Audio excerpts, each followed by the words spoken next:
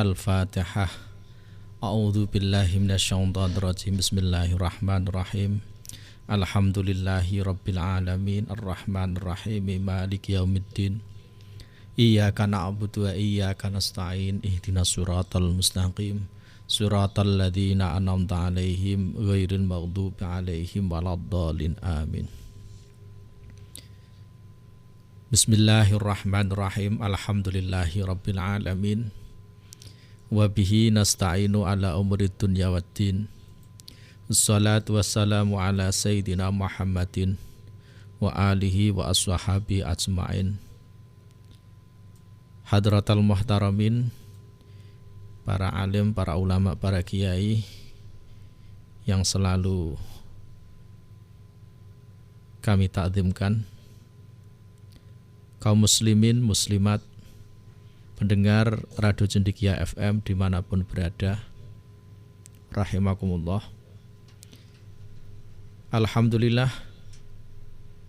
bi'aunillah, pada kesempatan sore hari ini Allah masih memberikan kesempatan kepada kita semuanya bisa bersua kembali di ruang khidmat NU, acara yang merupakan kerjasama antara 103 Cendekia FM dan PCNU Kabupaten Pati. Pada sore hari ini kita masih akan melanjutkan kajian kita, meneruskan kajian di Selasa yang lalu, kajian di 2 Selasa yang lalu, yaitu bab talak. Qala al-musannifu rahimahullah wa nafa'ana fi ulumihi wa fi darainihi amin ya rabbal alamin. Syekh Abu Suja' rahimahullahu ta'ala dalam kitab beliau, kitab Takrib, beliau menyebutkan wa yasikhu al-istisna'u fit talaqi idza wasalahu bihi. Wa yasikhu al-istisna'u fit talaqi, dan sah talak dengan pengecualian atau dengan istisna. Idza wasalahu bihi, apabila laki-laki yang mengucapkan talak tersebut menyambung kata-kata pengecualian itu dengan kata-kata talak. Pendengar kaum muslimin rahimahullah, apa yang sudah disampaikan oleh Syekh Abu Suja' rahimahullah ini berkenaan dengan istisna atau pengecualian dalam talak. Contoh pengecualian misalnya seorang suami mengucapkan kepada istrinya, aku talak kamu dengan talak 3 kecuali 1. Jadi ada kata-kata kecuali, itu yang dimaksud dengan istisna atau pengecualian dalam talak. Maksudnya bagaimana? Maksudnya pengecualian atau istisna dalam talak itu dianggap sah. Talaknya menjadi jatuh apabila memenuhi 3 syarat. Apabila memenuhi 3 syarat. Syarat yang pertama, antara kata atau ucapan pengecualian dengan kata atau ucapan talak itu bersambung. Tidak ada jeda yang terlalu lama. Misalnya, aku talak kamu dengan talak 3 kecuali 1.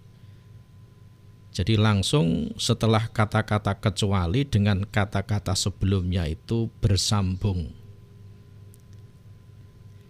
Lah kalau hanya sekedar berhenti sebentar atau jeda sebentar antara ucapan talak dan ucapan pengecualian, hanya sekedar untuk menarik napas misalnya, atau karena kelelahan, maka tidak masalah. Artinya tidak menjadikan talak dengan istisna atau pengecualian tersebut tidak sah. Jadi talaknya tetap dianggap sah, tetap jatuh talak. Syarat yang pertama.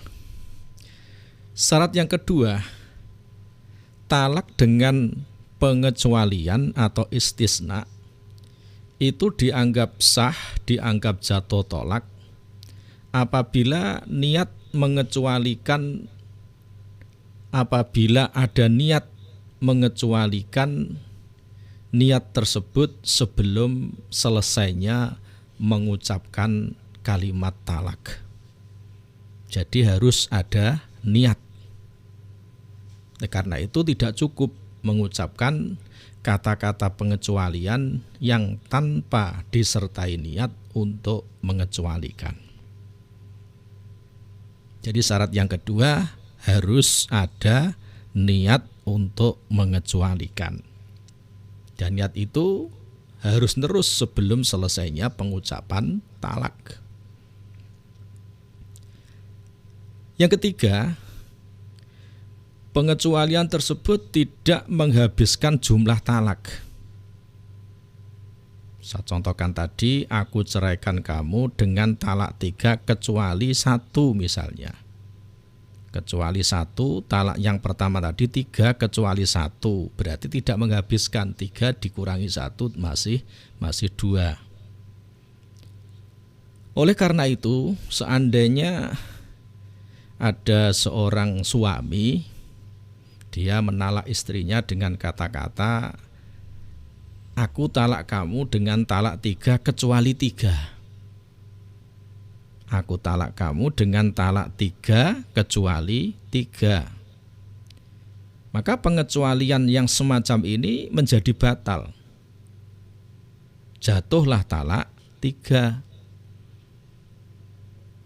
Karena yang dikecualikan itu 3, pengecualiannya 3 berarti habis. Maka jatuhlah talak 3. Beda dengan tadi, aku talak kamu dengan talak 3 kecuali 1, berarti jatuhnya talak 2. Apabila seorang suami berkata kepada istrinya, misalnya, kamu aku talak dengan talak 3 kecuali 2 atau 1.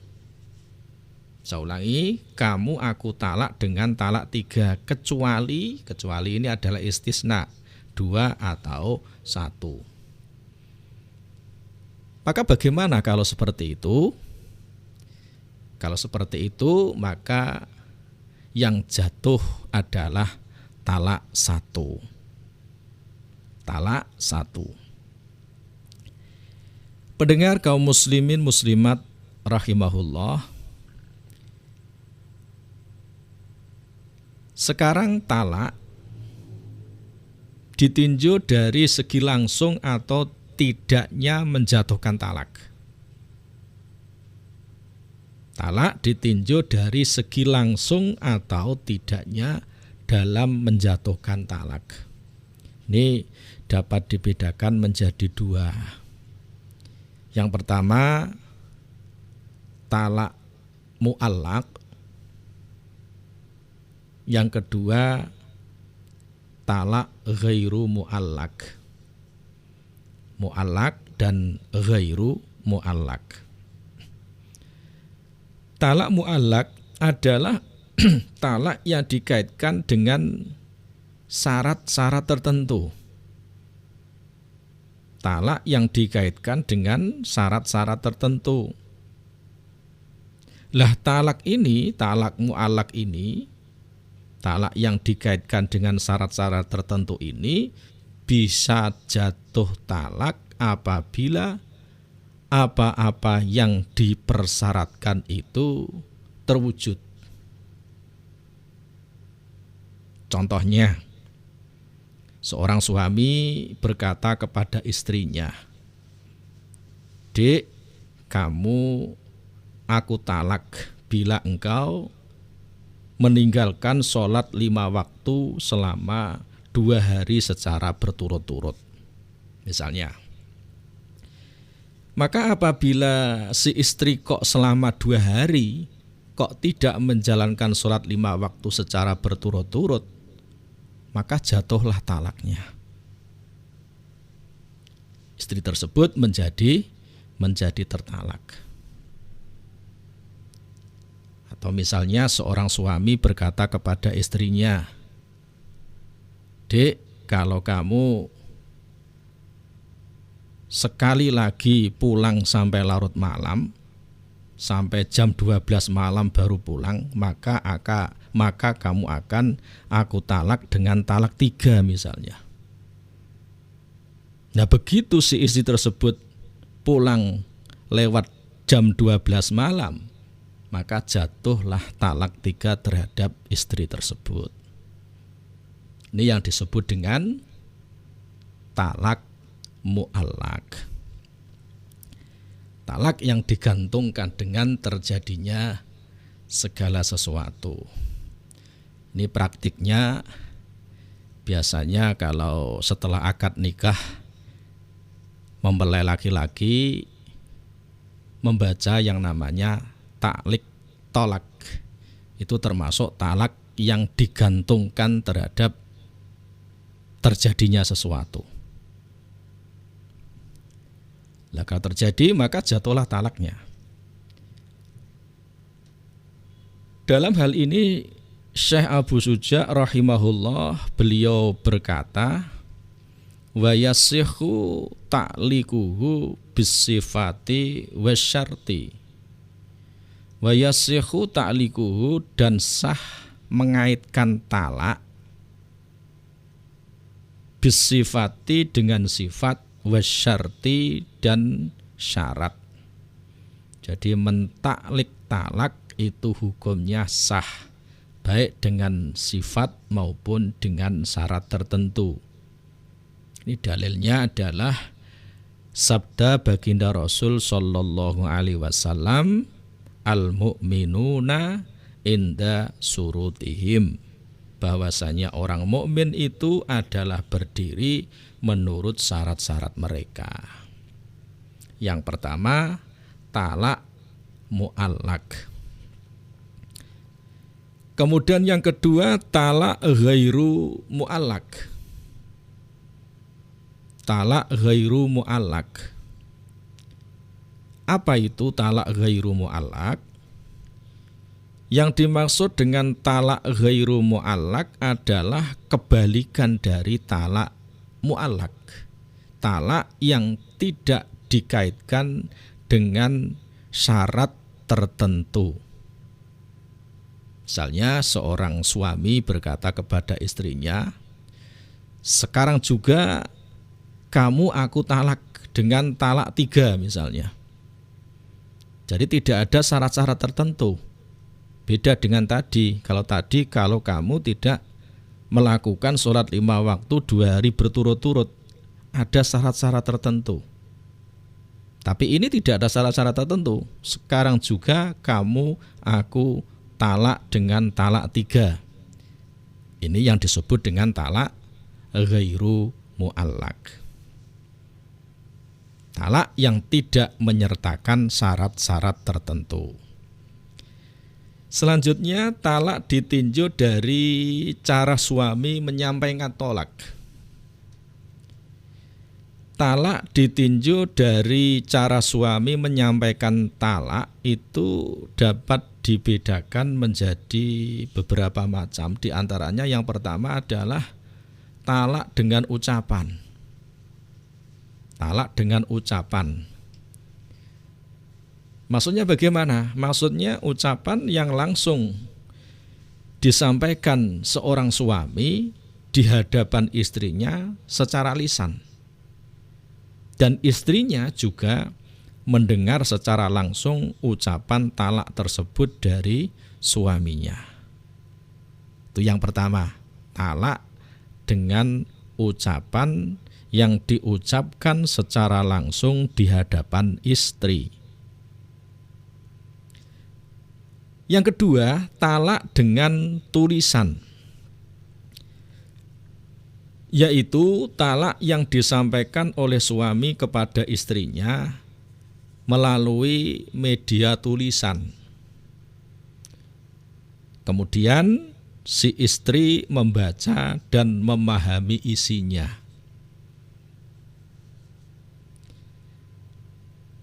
Talak melalui tulisan, misalnya lewat surat atau lewat WA, WhatsApp, atau melalui SMS atau email, atau tulisan-tulisan yang lain dari seorang suami kepada istrinya, ini dianggap sah, bisa jatuh talak.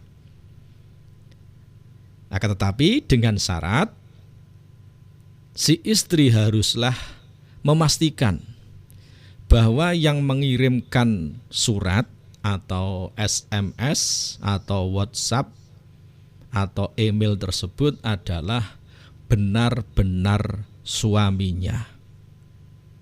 Harus dipastikan. Harus dipastikan apakah memang benar-benar suaminya itu telah berniat untuk menjatuhkan talak kepadanya. Jadi tidak boleh dipercaya begitu saja, tidak boleh. Harus dipastikan, harus klarifikasi. Ini sebagaimana yang dikatakan oleh Syekh Zakaria Al-Ansori dalam kitab beliau Asnal Mathalib, bahwa Syekh Zakaria Al-Ansori itu mengatakan bahwa talak melalui tulisan ini termasuk kinayah, termasuk talak yang tidak jelas atau yang tidak sharih. Demikian juga mayoritas ulama ini juga berpendapat bahwa talak dengan media tulisan, bentuknya apapun itu, bisa SMS, WA atau yang lain, ini termasuk talak kinayah. Karena termasuk talak kinayah, maka sebagaimana yang sudah saya sampaikan kemarin, membutuhkan niat. Seseorang yang menulis talak, ini terkadang dia tidak mempunyai tujuan untuk menalak. Kadang dia mempunyai tujuan yang lain, misalnya hanya sekedar mengutip atau menyalin dari tulisan orang lain. Oleh karena itu tadi sudah saya sampaikan, perlu diklarifikasi atau ditelusuri lagi. Apakah si suami benar-benar berniat untuk menalak atau tidak? Atau bisa juga itu dilakukan oleh orang lain. Dilakukan bukan oleh suaminya. Jadi beberapa kemungkinan masih bisa terjadi. Oleh karena itu, dalam hal jatuh atau tidaknya talak dengan media tulisan, bentuknya apapun, surat, WA, SMS atau yang lain, ini perlu adanya klarifikasi. Perlu adanya kepastian apakah memang benar-benar si suami ini menjatuhkan talak apa tidak. Kalau memang dengan tulisan tersebut si suami ternyata kok memang benar-benar berniat menjatuhkan talak, maka jatuhlah talaknya. Yang kedua, talak dengan media tulisan. Yang ketiga, talak dengan isyarat. Talak dengan isyarat yang disampaikan oleh suami yang tidak bisa bicara atau bisu, tunawicara kepada istrinya, ini talaknya adalah sah atau jatuh talak. Suami tidak bisa berbicara, bisu, kemudian dia menjatuhkan talak dengan isyarat, maka talaknya ini bisa jatuh. Sepanjang isyarat tersebut jelas dan memang yang dimaksudkan adalah menjatuhkan talak kepada istrinya, dan si istri memahami isyarat tersebut. Kecuali kalau si suami ini dia bisa berbicara, tidak bisu, maka tidak sah menjatuhkan talak dengan menggunakan isyarat, sebagaimana yang sudah saya sampaikan pada kajian yang lalu. Yang keempat, talak dengan utusan atau dengan wakalah. Talak yang dijatuhkan oleh seorang suami kepada istrinya melalui perantara orang lain yang dapat dipercaya untuk menyampaikan maksud bahwa dia menalak istrinya, ini dihukumi sah. Artinya bisa jatuh talak. Jadi intinya talak dengan perwakilan tidak disampaikan secara langsung lewat orang yang dapat dipercaya, ini dihukumi sah. Seorang suami misalnya berkata kepada saudaranya istrinya, ya, Mas, adikmu yang saat ini menjadi istriku, tolong nanti sampaikan kepada pada adikmu bahwa dia aku ceraikan dengan talak 3 misalnya. Ini bisa jatuh talak. Hal tersebut karena adanya hajat, karena adanya kebutuhan. Ini sebagaimana diperbolehkannya wakalah atau mewakilkan dalam transaksi atau dalam akad jual beli atau dalam akad nikah.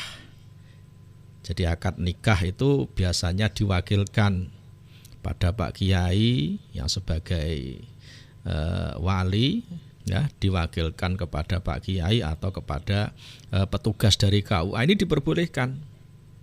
Karena apa? Karena tadi adanya kebutuhan atau karena adanya hajat.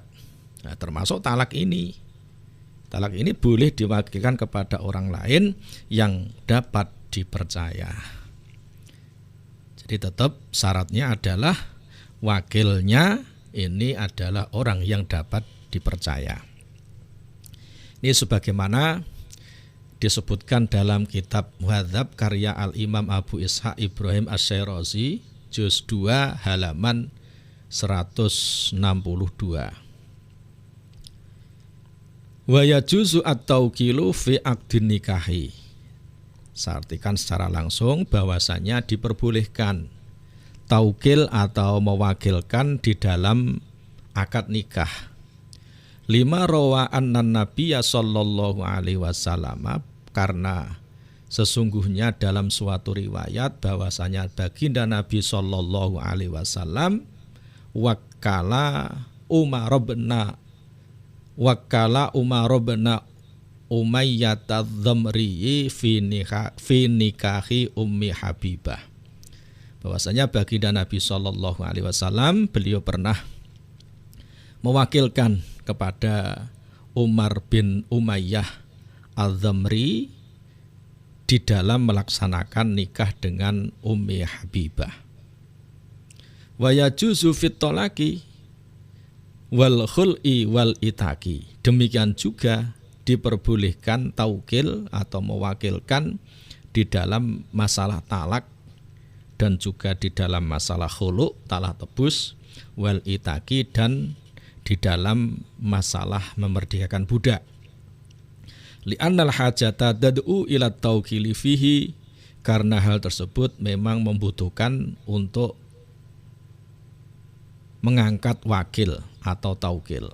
Kama tad'u ila tauqili fil bai'i wan nikahi, sebagaimana membutuhkan wakil di dalam urusan akad jual beli atau di dalam akad nikah. Jadi intinya mewakilkan menjatuhkan talak itu hukumnya sah dan bisa jatuh talak.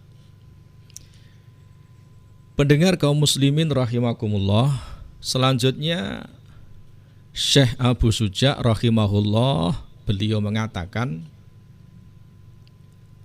wala yaqa'u at-talaqu qablan nikahi. Wala yaqa'u at-talaqu, talak tidak jatuh qablan nikahi, sebelum nikah, sebelum terjadinya akad nikah. Pendengar kaum muslimin, bahwa apa yang disampaikan oleh Syekh Abu Suja ini kemarin sudah saya ulas pada bab syarat-syarat jatuhnya talak. Perlu saya ulangi bahwa talak itu tidak jatuh atau tidak sah apabila talak tersebut diucapkan atau dijatuhkan sebelum terjadinya akad nikah. Misalnya seorang laki-laki berkata kepada calon istrinya, sekali lagi belum menjadi istri tapi masih calon, berkata seperti ini misalnya, nanti kalau kamu sudah aku nikahi, maka kamu akan aku ceraikan misalnya. Ucapan seperti ini tidak jatuh talak. Kenapa? Karena ucapan talak tersebut itu diucapkan oleh seorang calon suami, jadi belum suami, kepada calon istri, belum istri. Ucapan talak tersebut dijatuhkan atau diucapkan sebelum terjadinya akad nikah, maka talaknya tidak sah, talaknya tidak jatuh karena diucapkan sebelum keduanya berstatus sebagai suami dan istri. Ini tidak perlu saya jelaskan kembali secara detail karena pada Selasa yang lalu ini sudah kita bahas mengenai masalah ini.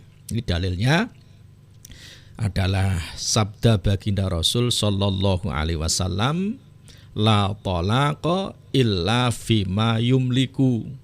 Talak tidak sah kecuali pada sesuatu atau pada perempuan yang dalam kekuasaannya. Dalam kekuasaannya di sini yang dimaksud sudah menjadi istrinya. Wong belum menjadi istrinya kok sudah diceraikan. Ini tidak sah, tidak jatuh talak. Atau dalam hadis yang lain dijelaskan la talaqa illa ba'da nikahin. La talaqa, talak ini tidak sah kecuali illa ba'da nikahin, kecuali sesudah terjadinya akad nikah. Ini adalah dua dasar atau dua dalil yang menjadi dalil bahwasannya talak yang dijatuhkan sebelum terjadinya akad nikah itu tidak sah. Contohnya tadi sudah saya sampaikan. Syekh Abu Suja beliau berkata, wa arba'atun la yaqa'u talaquhum as-sabiyyu wal majnunu wan naimu wal mukrahu. Ini juga sudah kita bahas kemarin dalam syarat nikah ya. Sudah secara detail sudah saya jelaskan pada kajian yang lalu. Wa arba'atun, dan ada 4 orang. La yaqa'u talaquhum, yang tidak jatuh atau tidak sah talaknya. Ada 4 orang yang talaknya tidak sah. Siapa itu? As-sabiyyu, yang pertama adalah anak kecil yang belum baligh. Yang kedua wal majnunu, dan orang gila. Yang ketiga wan naimu, dan orang yang sedang tidur. Kemudian yang keempat wal mukrahu, dan orang yang dipaksa. Walaupun sudah kita bahas pada kajian kita yang lalu, perlu saya ulangi secara sepintas bahwa ada 4 orang, yang 4 orang ini ketika dia menjatuhkan talak, ini talaknya dianggap tidak sah, tidak jatuh talak. Karena apa? Karena apa saja yang dilakukan oleh 4 orang ini tidak mempunyai konsekuensi hukum apa-apa. Lah 4 orang tersebut adalah yang pertama, anak kecil yang belum balik. Yang kedua, orang gila. Yang ketiga, orang yang sedang tidur. Yang keempat, orang yang dipaksa atau mukroh. Jadi 4 orang ini melakukan apa saja, ini tidak mempunyai konsekuensi hukum menurut syariat.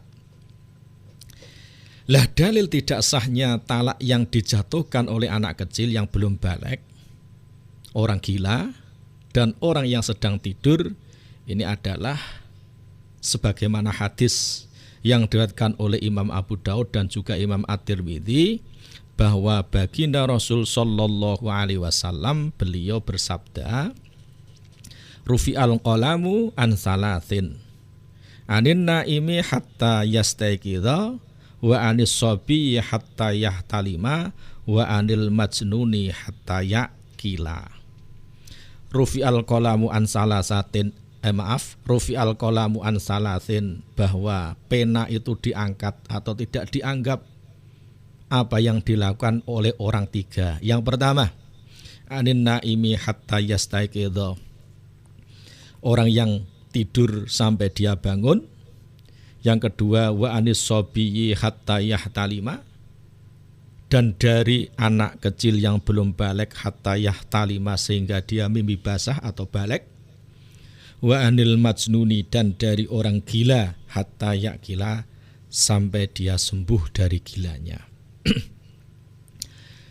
Sedangkan dalil tidak sahnya talak yang dijatuhkan oleh orang yang dipaksa, ini adalah hadis riwayat Imam Abu Dawud, Ibnu Majah, dan juga Imam Al-Hakim. Baginda Rasul Shallallahu Alaihi Wasallam bersabda, la talaqa wa la itaqa fi ghilaqin. La talaqa, tidak sah talak, wa la itaqa, dan tidak sah memerdekakan budak, fi ghilaqin, yang dilakukan karena keterpaksaan, karena terpaksa. Juga sebuah hadis yang diriwayatkan oleh Imam Ibnu Majah, yang hadis ini disahihkan oleh Imam Ibnu Hibban dan Imam Hakim. Rufi'al qalamu an ummati al khata'u wan nisyanu wa mastugrihu alaihi, bahwasanya dihapus atau tidak dianggap dari umatku dalam mengerjakan 2 hal. Yang pertama, 3 hal ya, maksudnya dalam mengerjakan 3 hal. Yang pertama al-khata'u, karena salah, wan nisyanu, karena lupa, wa mastukrihu alaihi, dan apa yang dipaksakan kepadanya. Sekarang talak ditinjau dari segi boleh tidaknya bekas suami untuk rujuk atau kembali. Talak ditinjau dari segi boleh tidaknya bekas suami untuk rujuk atau kembali, ini dapat dibedakan menjadi 2 macam. Yang pertama, talak roj'i. Talak roj'i yang pertama. Yang kedua, talak bain. Talak roj'i dan talak bain, ini adalah pembagian talak yang ditinjau dari segi boleh tidaknya si bekas suami atau si mantan suami untuk rujuk kembali. Mari kita bahas yang pertama, talak roj'i. Talak roj'i. Yang dimaksud dengan talak roj'i itu adalah talak yang si mantan suami ini boleh rujuk kembali kepada mantan istrinya sebelum masa iddahnya berakhir tanpa melalui akad nikah yang baru. Jadi boleh rujuk kepada istrinya dengan catatan masa iddahnya belum berakhir dengan tanpa melalui akad nikah yang baru. Lah yang termasuk talak raj'i ini adalah talak 1 dan talak 2. Seorang suami menjatuhkan talak kepada istrinya dengan talak 1, maka boleh rujuk asalkan masa iddahnya belum habis. Demikian juga seorang suami yang menjatuhkan talak 2, asal masa iddah istrinya belum berakhir, maka boleh rujuk tanpa melalui akad nikah yang baru. Syekh Abu Suja rahimahullah beliau berkata, faslun wa idza talaqa imra'atahu wahidatan awisnataini. Fasal bahwasanya ketika seorang laki-laki menalak istrinya dengan talak 1, awisnataini atau talak 2, falahu muraja'atuha, maka terhadap suami tersebut boleh merujuknya malam tangqadi iddatuha, selagi belum habis iddahnya. Itu belum habis iddahnya. Lah kalau masa iddahnya kok sudah berakhir, sudah habis, kok belum rujuk? Kalau si mantan suami kok ingin kembali kepada mantan istrinya, maka harus melalui akad nikah yang baru. Adapun iddah bagi istri yang diceraikan oleh suami dan si istri masih mengalami siklus haid, masih bisa menstruasi, ini adalah 3 kali quru.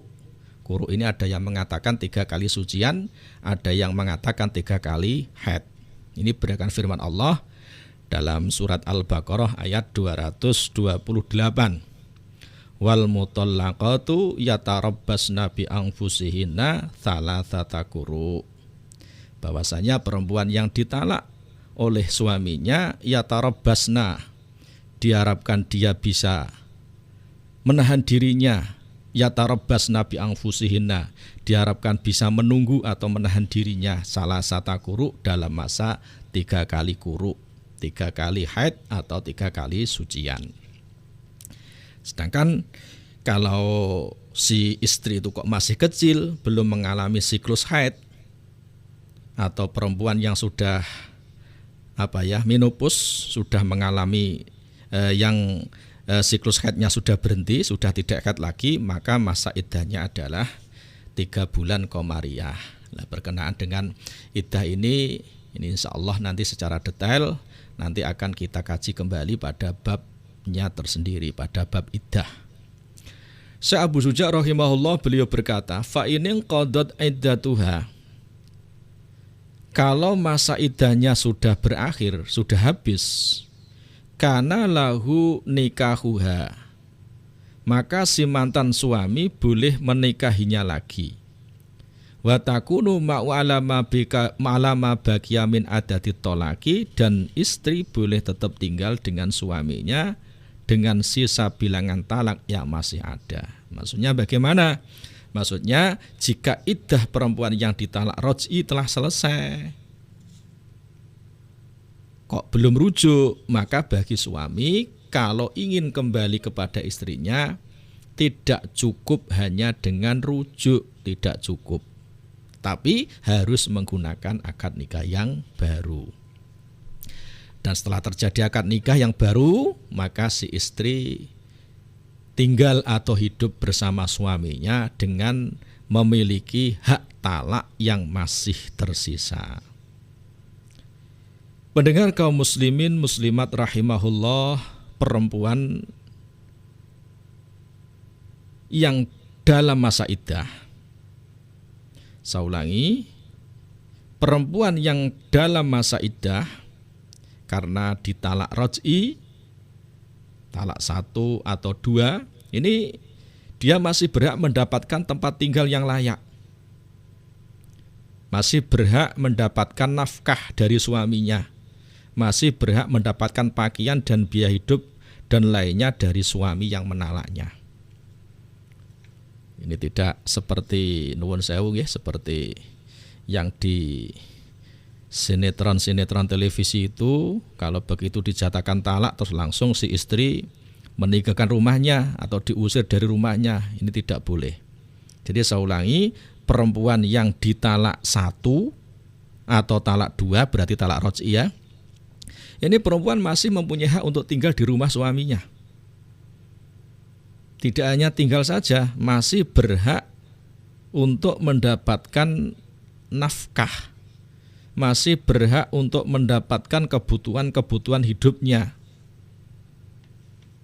Ini kalau masih talak 1 atau 2. Kecuali kalau si mantan istri nusus atau durhaka sebelum diceraikan, atau nusus di tengah-tengah masa iddahnya. Maka kalau demikian, si istri yang ditalak roj'i tersebut tidak berhak atas nafkah, atas pakaian dan lain sebagainya. Pendengar kaum muslimin rahimakumullah, talak yang kedua, pembagian talak menurut si suami boleh kembali atau tidaknya adalah talak bain. Yang dimaksud dengan talak bain yaitu talak yang dijatuhkan oleh suami dan mantan suami tidak boleh rujuk.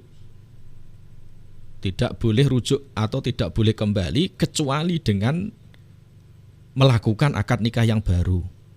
Kalau roj'i tadi talak 1 dan 2 ya, boleh langsung dirujuk tanpa menggunakan akad nikah. Tapi kalau talak bain ini tidak boleh. Harus menggunakan akad nikah yang baru. Tidak boleh begitu saja rujuk.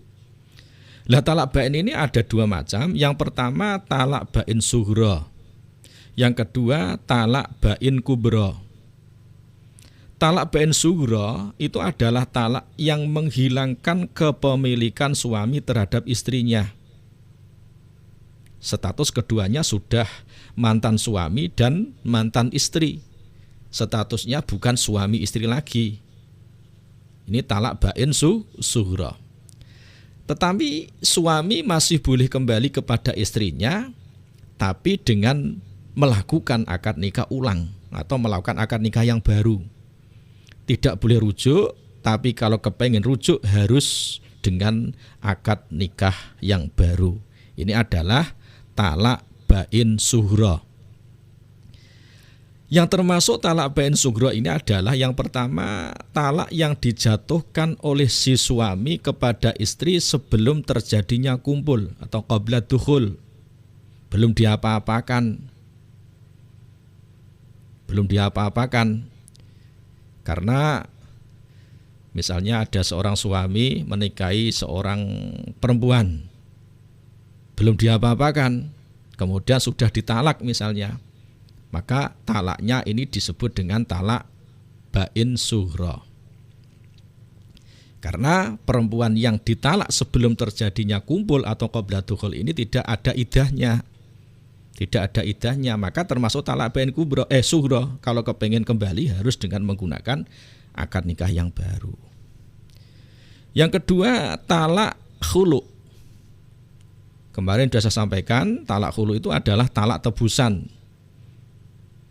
Istri minta diceraikan oleh suaminya, si suami mau menceraikan tapi dengan syarat si istri membayar sejumlah uang atau kompensasi. Ini yang disebut dengan talak tebus atau khulu. Ini juga termasuk talak bain sughra. Kalau suami kepingin kembali kepada istrinya, yang istrinya tersebut melakukan khulu, maka harus dengan akad nikah yang baru. Yang ketiga, talak 1 atau talak 2, tetapi masa iddahnya sudah habis. Tadi boleh rujuk itu kan kalau talak 1 atau talak 2 masa iddahnya belum habis, boleh rujuk. Nah ini ada seorang perempuan, ada istri ditalak suaminya dengan talak 1 atau talak 2, iddahnya sudah habis, belum rujuk. Lah si suami kok kepengen kembali lagi, maka si suami harus melalui akad nikah yang baru. Harus menggunakan akad nikah yang baru. Yang keempat, perceraian berdasarkan keputusan hakim, berdasarkan keputusan pengadilan agama atas permintaan si istri karena sebab-sebab tertentu, seperti sebab hilangnya suami, tidak kaluan juruntrungnya, atau adanya aib atau cacat yang diperbolehkan si istri menggugat cerai kepada suaminya. Ini adalah 4 talak yang termasuk talak bain sughra. Talak yang si suami kalau ingin kembali harus menggunakan akad nikah yang baru. Yaitu satu tadi adalah talak yang dijatuhkan oleh suami kepada istrinya sebelum si istri diapa-apakan, sebelum terjadi kumpul atau qabla dukhul. Itu termasuk talak bain sughra. Yang kedua, talak khulu. Si istri minta diceraikan dengan tebusan. Maka ini juga termasuk talak bain sughra. Kemudian yang ketiga, talak 1 atau talak 2, tetapi masa iddah dari si istri ini sudah habis. Kemudian yang keempat, perceraian yang diputuskan oleh pengadilan agama karena suatu sebab. Pendengar kaum muslimin muslimat rahimakumullah, bagi perempuan yang tertalak bain sughra ini dia sudah boleh menikah dengan laki-laki lain. Karena statusnya sudah bukan suami dari laki-laki yang menalaknya. Berbeda dengan talak yang roj'i tadi. Kalau talak roj'i masih belum diperbolehkan menikah dengan pria lain. Bedanya itu. Jadi kalau talak bain sughra boleh langsung si istri, tentu dengan setelah masa iddahnya berakhir ya, menikah dengan pria lain. Tapi kalau talak roj'i belum diperbolehkan. Pembagian talak bain yang pertama tadi talak bain sughra, sedangkan yang kedua talak bain kubra. Apa itu talak bain kubra? Talak bain kubra adalah talak yang terjadi dalam 3 kondisi, yang terjadi dalam 3 keadaan.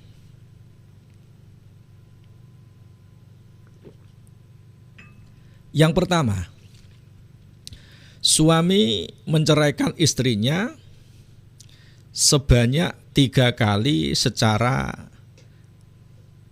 akumulatif. Menceraikan istrinya sebanyak 3 kali secara akumulatif. Maksudnya bagaimana? Ini misalnya ya, saya gambarkan biar bisa kita pahami. Misalnya pada bulan Januari, seorang suami menceraikan istrinya dengan talak 1. Kemudian pada bulan Februari, si suami ini menceraikan lagi istrinya dengan talak 1 lagi. 1 ditambah 1 berarti sudah talak 2. Dan pada bulan Juni, istrinya ini diceraikan kembali dengan talak 1 lagi. Januari 1, Februari 1, kemudian Juni 1. Maka kalau di total atau diakumulasikan menjadi talak 3. Ini termasuk talak bain kubra. Dan terhadap talak bain kubra ini nanti konsekuensi hukumnya nanti saya sampaikan. Ini kondisi yang pertama. Kondisi yang kedua, suami menjatuhkan talak 3 kali dalam waktu yang singkat. Misalnya, seorang suami menjatuhkan talak kepada istrinya. Kamu saya talak, saya talak, saya talak. Jadi langsung segedakan itu diucapkan 3 kali. Kamu saya ceraikan, kamu saya ceraikan, kamu saya ceraikan. Kamu saya talak, kamu saya talak, kamu saya talak. Ini juga termasuk talak 3 atau talak bain kubra. Yang ketiga, suami menjatuhkan talak 3 sekaligus dalam 1 kali ucapan. Misalnya bagaimana? Misalnya ada seorang suami berkata kepada istrinya, kamu saya talak 3 misalnya. Jadi bedanya kalau tadi kan kamu saya ceraikan, kamu saya ceraikan, kamu saya ceraikan 3 kali. Kamu saya talak, kamu saya talak, kamu saya talak 3 kali. Tapi ini tidak. kamu saya talak 3 misalnya. Ini juga termasuk talak bain kubro. Tetapi nuwun sewu perlu saya sampaikan bahwa kasus yang kedua dan yang ketiga berarti mengatakan kamu saya talak, kamu saya talak, kamu saya talak 3 kali, atau kamu saya talak dengan talak 3. Ini masih terdapat perbedaan pendapat di kalangan ulama. Sebagian ulama mengatakan hanya jatuh talak 1, tetapi ulama yang lain mengatakan jatuh talak 3. Tapi di antara pendapat yang mengatakan bahwa mengucapkan talak, kamu saya talak, kamu saya talak, kamu saya talak, dan kamu saya talak dengan talak 3, ini antara yang berpendapat jatuh talak 1 dan jatuh talak 2 ini yang lebih banyak dipegangi adalah pendapat yang mengatakan bahwa itu jatuh talak 3. Kaum muslimin muslimat rahimakumullah, terhadap talak bain kubro ini suami tidak boleh rujuk. Ini konsekuensi hukumnya. Jadi kalau seorang suami kok sudah menjatuhkan talak kepada istrinya dengan talak bain kubro ini, dengan talak 3 ini, maka konsekuensi hukumnya si suami tidak boleh rujuk kembali kepada istrinya, kecuali dengan akad nikah yang baru setelah mantan istrinya tadi menikah dengan laki-laki lain dan sudah digauli dan sudah diceraikan oleh suaminya yang kedua. Jadi konsekuensi hukumnya berat. Kalau yang talak bain sugro tadi kepengen kembali, nikah lagi, beres. Tapi kalau yang talak bain kubro ini tidak begitu saja, kalau dinikahi terus boleh, tidak.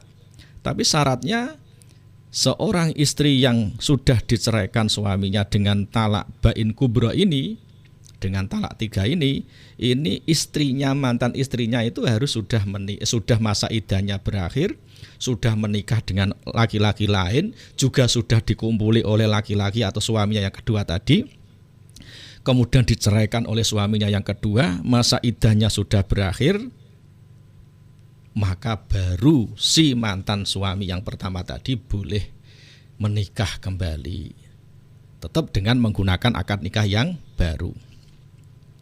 Syekh Abu Suja rahimahullah beliau berkata, fa in talaqaha thalathan, kalau suami menalak istrinya dengan talak 3, fala tahillu illa ba'da wujudi khamsati asya'a, maka tidak halal bagi suami tersebut kecuali sesudah adanya 5 hal. Lah 5 hal itu apa saja? Yang pertama, inqidha'i iddatiha minhu. Yang pertama, habisnya iddah si perempuan dari si lelaki. Yang pertama. Jadi iddahnya sudah habis. Kemudian yang kedua, wa dukhulihi biha wa tazawwujiha bi ghairihi. Yang kedua, mantan istri tersebut sudah menikah atau sudah kawin lagi dengan laki-laki lain. Syarat yang kedua. Yang ketiga, wa dukhulihi biha, dan laki-laki tersebut atau suami yang kedua tersebut sudah mengumpulinya. Kemudian yang berikutnya, wa bainunatiha, dan suaminya yang kedua tadi menceraikannya dengan talak bain. Kemudian yang kelima, wangqidha'i iddatiha minhu, sudah habis masa iddahnya dari suami yang kedua tadi. Gambarannya begini. Laki-laki pertama menceraikan istrinya dengan talak 3. Mantan istrinya habis masa iddahnya. Kemudian mantan istrinya setelah habis masa iddahnya nikah lagi dengan laki-laki yang kedua. Laki-laki yang kedua ini mengumpuli perempuan tadi. Sudah terjadi dukhul. Kemudian laki-laki kedua menceraikan perempuan tadi. Kemudian perempuan tadi menunggu habisnya masa iddah. Setelah masa iddahnya habis, baru laki-laki pertama atau mantan suami yang pertama tadi boleh menikahi perempuan mantan istrinya tadi. Saya ulangi agar lebih jelas ya, agar lebih jelas. Jadi seorang istri yang diceraikan oleh suaminya dengan talak bain kubro, dengan talak 3, tadi sudah saya jelaskan tentang talak 3, bisa secara akumulatif atau diucapkan dengan 3 kali berturut-turut, atau dengan dengan perkataan sekali, aku ceraikan kamu dengan talak 3 misalnya. Gambarannya begini. Seorang istri, ini saya ulangi ya, seorang istri yang diceraikan oleh suaminya dengan talak 3, ini si suami kok kepingin kembali kepada istrinya, rujuk tidak boleh. Rujuk jelas tidak boleh walaupun masa iddahnya belum habis. Demikian juga dengan menggunakan akad nikah yang baru juga tidak boleh. Boleh dengan menggunakan akad nikah yang baru dengan catatan si mantan istrinya itu sudah habis masa iddahnya dari dia tadi ya, sudah habis masa iddahnya, kemudian istrinya tadi sudah nikah dengan laki-laki lain, dan laki-laki lain sudah mengumpuli mantan istrinya tadi. Setelah dikumpuli kemudian si laki-laki yang kedua ini menceraikan istrinya, mantan istrinya, sudah diceraikan, kemudian habis masa iddahnya, baru si mantan suami yang pertama tadi boleh kembali kepada istrinya. Itu saja harus menggunakan akad nikah yang baru. Ini dalilnya adalah firman Allah dalam surat Al-Baqarah ayat 231 ya, 231. A'udzu billahi minasyaitonir rajim. Fa in talaqaha fala tahillu lahu mim ba'du hatta tankiha zaujan ghairah. Fa in talaqaha, kemudian jika suami menalak istrinya sesudah talak 2, artinya talak 3, fala tahillu lahu mim ba'du hatta tankiha zaujan ghairah, maka si perempuan itu tidak halal lagi baginya, tidak halal bagi si suami tersebut hingga dia atau si istri tersebut menikah dengan suami yang lain.